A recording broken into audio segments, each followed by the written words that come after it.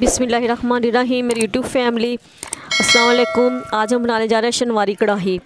और इसके लिए मैंने एक 200 ग्राम मैंने ऑयल ले लिया था।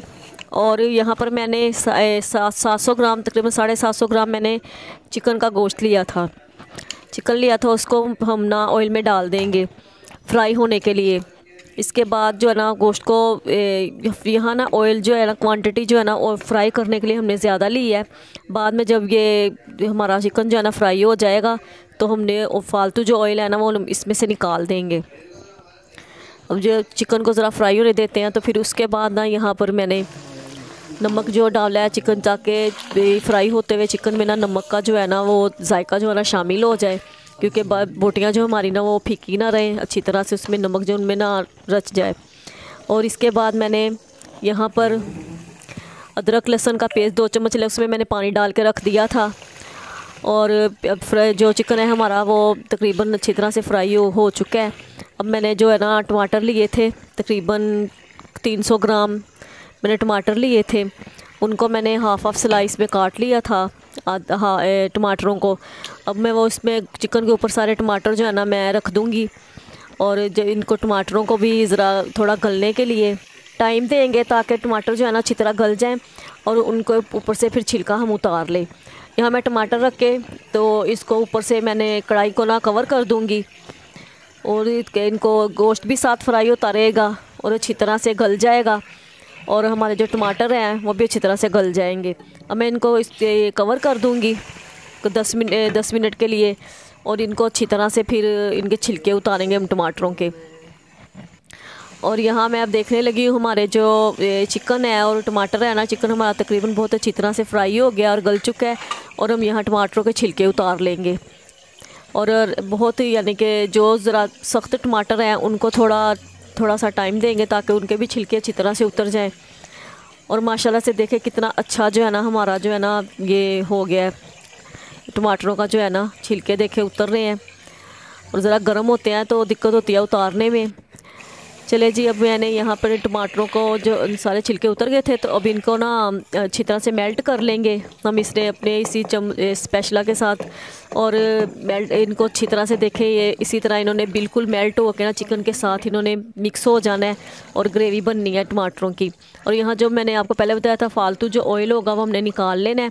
और वो ऑयल जो है ना मैं साथ ही जो है ना फालतू ऑयल सारा निकाल रही हूँ इसमें से, ताकि जिसमें हमारे यहाँ ये कढ़ाई बननी है वही शामिल हो रहे हैं। मैंने 8 से 10 अदद हरी मिर्चें ले ली थी, वो इसमें डाल देंगे। हरी मिर्चों का यहाँ स्पाइसेस जो है ना वो इसमें जाएंगे और इनको ज़रा अच्छी तरह से जो है ना मिर्चों का भी जो है ना अरोमा जो है ना चिकन में चला जाए और हमारी बड़ी अच्छी सी कढ़ाई तैयार हो। और टमाटरों को हमने बिल्कुल मेल्ट कर देना है बिल्कुल से अच्छी तरह से।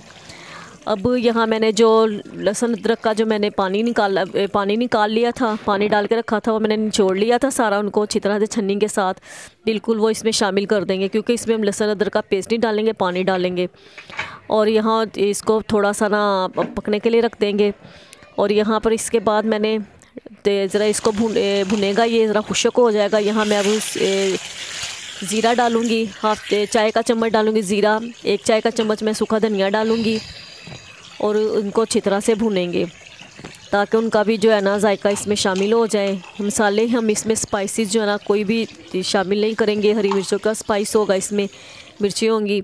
और उसके बाद मैंने यहाँ पर 1 चाय का चम्मच जो है ना काली मिर्च जो है वो शामिल करूँगी, ताकि वो काली मिर्च एंड पे शामिल कर लें। अगर हम शुरू में हम काली मिर्च डाल लेना तो फिर हमारे सालन का कलर जो है ना वो ब्लैक हो जाता है और फिर वो चीज़ नहीं आती जैसे अब इसका कलर आया हुआ। देखिए कितनी अच्छी हमारी जो है ना शनवारी कढ़ाई जो है ना वो भुन के तैयार हो गई है। मैंने काली मिर्च जो है ना वो हाफ चम्मच, वो चाय का पूरा चम्मच मैंने डाल दिया है।